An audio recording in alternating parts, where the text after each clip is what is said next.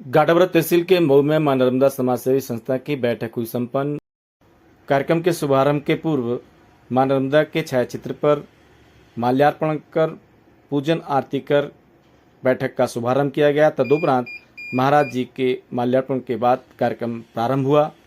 बैठक में बागेश्वर धाम से पधारे श्री दिनेश शास्त्री जी, जो कि धीरेन्द्र कृष्ण शास्त्री जी के बड़े भाई हैं, उन्होंने आशीर्वचन में बताया कि मां नर्मदा समाज सेवी संस्था को राष्ट्रीय स्तर तक बनाने के लिए हम सभी संकल्प लेते हैं एवं मैं भी इस समिति की सदस्यता लेता हूं। बागेश्वर धाम के शास्त्री धीरेन्द्र शास्त्री जी भी चाहते हैं कि समाज से भी लोग आगे आएं और धर्म का कार्य करें। समिति के ऊपर पूरा बागेश्वर धाम सरकार का आशीर्वाद है, ऐसा गुरुजी ने बताया। अन्य संतों से भी हम आशीर्वाद दिलवा देंगे। हम प्रदेश के कोने कोने तक मां नर्मदा समाज सेवी संस्था को पहुंचाएंगे, यह संकल्प हम सभी लेते हैं। और भी जितने शास्त्री हैं वो सभी यहाँ पर। ओम माधवाय नमः नारायणाय नमः ऋषिकेशाय हस्त प्रक्षाल्य अपवित्रः पवित्रो वा सर्वावसांगतोऽपि वा यः स्मरेत् पुण्डरीकाक्षं पुण्डरीकाक्ष पुरातु आदौ ब्रह्मांड खंडे त्रिभुवने कल्पदासा कुमारी मध्याह्ने सुन्दरेवा वहति नर्मदां मां पुनातु मातु नर्मदाय नमः। ध्यानार्थे अक्षत पुष्पाणि समर्पयामि स्नानि जल समर्पयामि नमः नर्मदा देव्यै नमः। गंगा संदसर मंत्री बनाइए आपको प्रदेश का, ऐसा आपसे निवेदन है। आपके मुखारबिंद से लीजिए, आप अपने मुख से माला पहनाकर मैं देता हूँ। बोले रामलला सरकार की जय। सब लोग खड़े हो जाएं, 1 मिनट हाथ जोड़कर प्रार्थना है।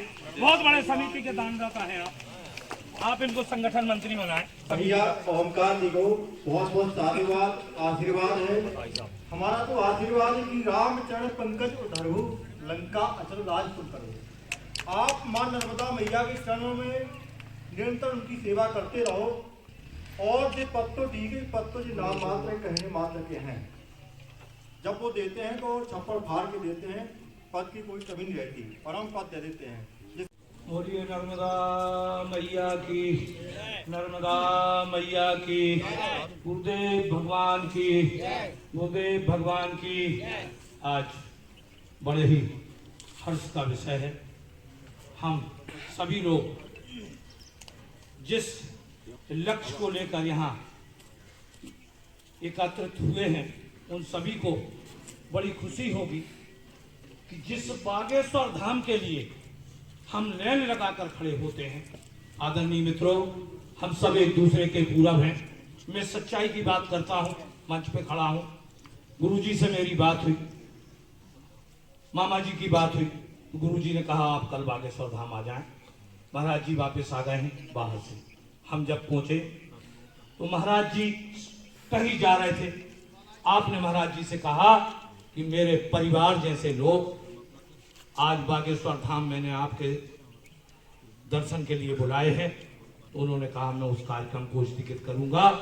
वो आ रहे हैं, आपके परिवार के लोग हैं तो मेरे भी परिवार के लोग हैं। आपने साथ रहकर हनुमान जी के दर्शन, पूरे मठ मंदिरों के दर्शन कराते हुए पूज्य शास्त्री जी के रूम में आप गए और शास्त्री जी को लेकर आए। शास्त्री जी ने हमारे बागेश्वर धाम के जो धीरेन्द्र शास्त्री जी हैं, हमसे ऐसा व्यवहार किया जैसा शास्त्री जी ने किया। आपने हाथ पकड़ा, कहा ये हमारे परिवार के लोग हैं। उन्होंने कहा ये हमारे भी परिवार के लोग हैं। आपने कहा नर्मदा सेवा समिति 5 जिले में चलाते हैं। उन्होंने कहा 50 जिले में चलवाएंगे।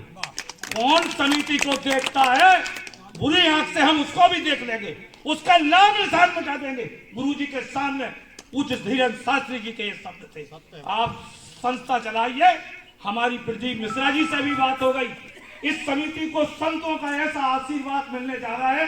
पूज्य प्रदीप मिश्रा जी, उत्तम दास स्वामी जी महाराज, भगवान बापू जी बैठे हुए हैं, मामा जी, भगवान बापू जी से भी मेरी चर्चा हो गई है।